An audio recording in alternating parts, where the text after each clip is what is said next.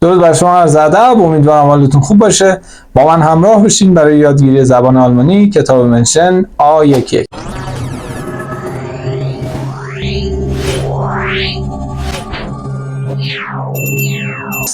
A11 کتاب منشن. برای شروع ما با حروف الفبا استارت میکنیم که شاید باورتون نشه، اما شما بعد از یادگیری حروف الفبا و نحوه خوندن صحیحشون، یعنی صداهای اون حروف، به راحتی میتونین یک کتاب رو بخونید، حتی در سطح پایین و بدون شناخت کلمات. و این نشونه بسیار خوبیه برای یادگیری زبان آلمانی. و حروف الفبا بسیار ساده هستن و در عین حال هر چیزی که شما در زبان آلمانی میبینین همون رو میخونن. حروف الفبا صفحه 12 کتاب شما هستش و در صفحه 12 کتاب به صورت کامل این حروف رو توضیح داده و در کتاب صدای حروف هم هست و هوگن یا فایل های شنیداری این کتاب همون حروف رو برای شما تکرار خواهد کرد، اما صداها رو به صورت صحیح نمیگه، یعنی فقط تلفظ رو خدمت شما ارائه میده و اینجا نیاز هست شما صداها رو بشناسین که به خوبی بتونین اون متن‌ها و جمله ها رو بخونید. من پیشنهاد میکنم برای خوندن کتابتون حتما یک دفتر داشته باشیم و توی این دفتر کارهایی که خدمتتون میگم رو به عنوان تمرین و به عنوان یک مرجع کامل نگهداری کنید و داشته باشید. پس لطف کنین توی دفترتون 3 تا ستون درست کنین. ستون اول خود حرف رو بنویسین، حرفی که آلمانی هستش، و ستون دوم تلفظ اون حرف و ستون سوم صدای حرف رو لطفاً بنویسین و به این صورت شما خیلی راحت تر میتونین اینها رو درک کنین. تلفظ برای بوکشتابیغن یا بحث هجی کردن هستش و صدای حرف همونیه که شما توی جمله میبینین، توی کلمه میبینین و میخونین. حالا دونه دونه اینها رو توضیح میدم و یه قول دادم بهتون، در پایان این حروف شما به راحتی میتونین متن‌ها رو بخونین و یکی دو تا رو هم تست میکنین. حرف اول آ.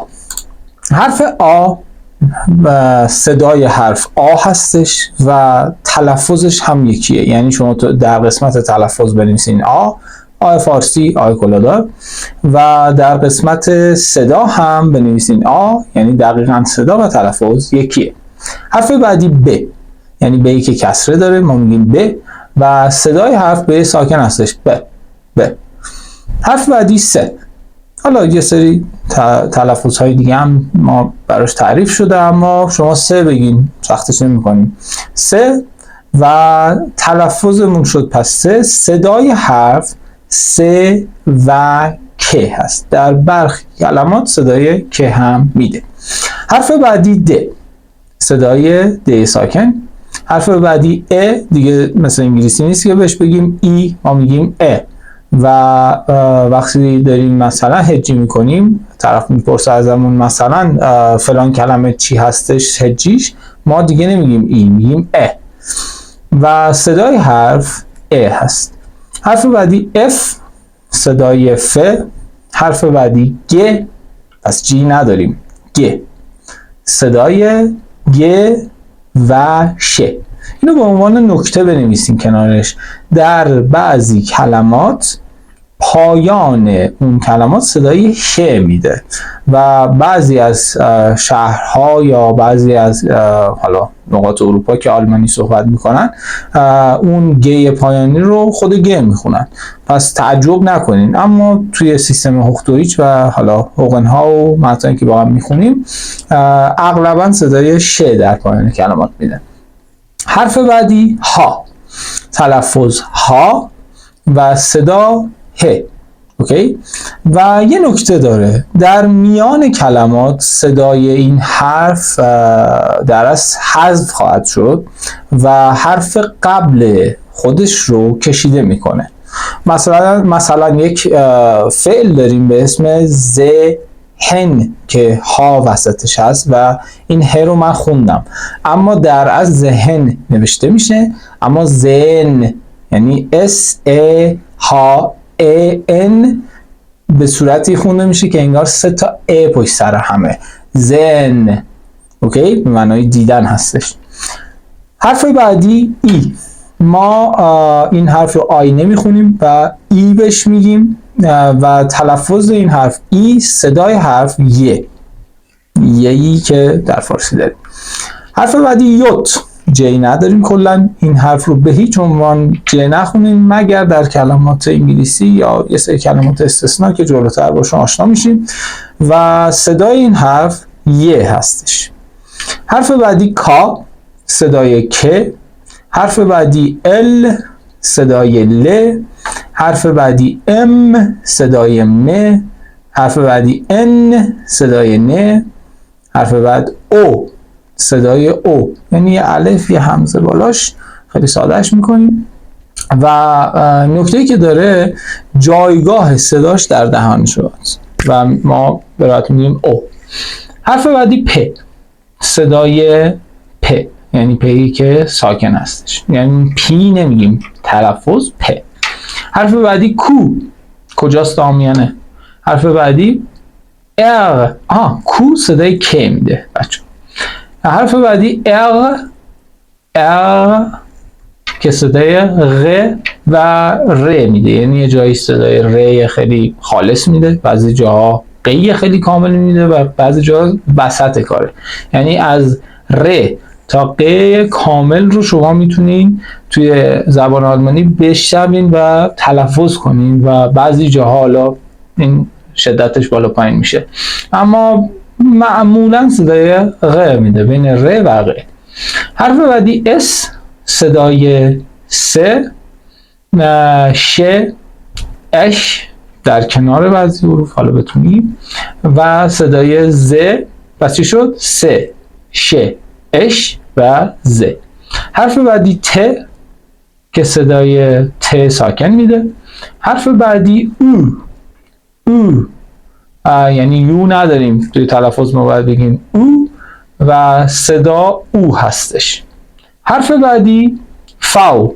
حالا این اویی که خدمتتون گفتم جایگاه صدا داره، یعنی دیافراگم هستش و شما باید از اینجا ضربه رو وارد کنین و بیان کنین این حرف رو. حالا کم کم براتون توضیح میدم کجا و به چه صورت هستش، اما اصولش اینه که او در دهان و او در دیافراگم هستش.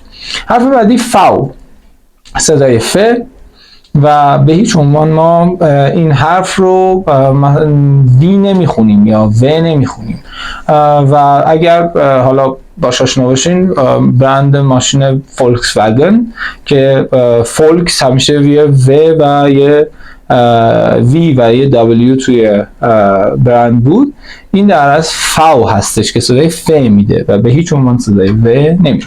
حرف بعدی و بی ام و و صدای این حرف هم و هستش. پس فاو صدای ف و صدای و ساکن. حرف بعدی ایکس که صدای کس میده. کس خیلی کم کاربرد این حرف، اما به هر حال باید بشناسیمش. حرف بعد اپسیلون که صداش دقیقاً مثل او هست، یعنی جفتشون صدای او میده. اپسیلون خونده میشه تلفظش و صدای او. حرف بعدی تت. حرف بعدی پس چی شد؟ تت که صدای دو تا ت پشت سر هم و یکیشون نوک زبونی حدوداً تت و صدای ت میده، یعنی تلفظ تت صدا ت. حرف بعدی این حروف دیگه در زبان انگلیسی نیستن و شما باید اینا رو جدا بشناسید و یاد بگیرید. لاوت هستش، اصلا تلفظش اینه، یعنی ما اینجوری به هم میگیم که لاوت، اوکی، و در اصل صدای ا میده. لاوت صدای ا. حرف بعد او لاوت صدای او میده. حالا چه فرقی با او معمولی ما داره که هیچ نقطه بالاش نیست؟ او معمولی جایگاهش در دهان ما بود و او املاوت در گلو هستش. تأکید میکنم در اینها از همین ابتدا فرق بذارین. او فشار بدین، ضربه بزنین تا یادتون بمونه. او. حرف بعد او املاوت. فرقش با او معمولی چیه؟ اون او معمولی رو گفتیم در دیافراگم هستش و او املاؤ در شکم. فشار بدید، یعنی ضربه رو حس کنید در شکم خودتون، بگین او. پس چی شد؟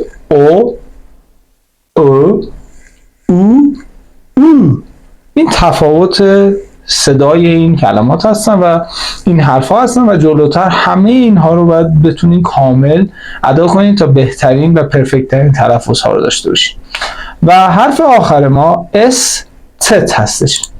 استت تلفظش متشکل از دو حرف، استت اس و زد انگلیسی خودمون، که پس چی شد؟ استت تلفظ و صدای ما سه کشیده هستش، انگار دو تا اس پشت سر هم نوشته بشه و در اصل واقعا دو تا اس پشت سر همه و برخی جاها اصلا حذفش کردن و در اصل دو تا اس میذارن و صدای این حرف صدای سه کشیده میشه. پس خب این شد از توضیحات درباره حروف. حالا ما برای اینکه بتونیم دقیق تر اینها رو بشناسیم یه سری حروف داریم کنار هم که این حروف کنار هم باعث میشن یه سری حروف صدای خاص خودش رو داشته باشه.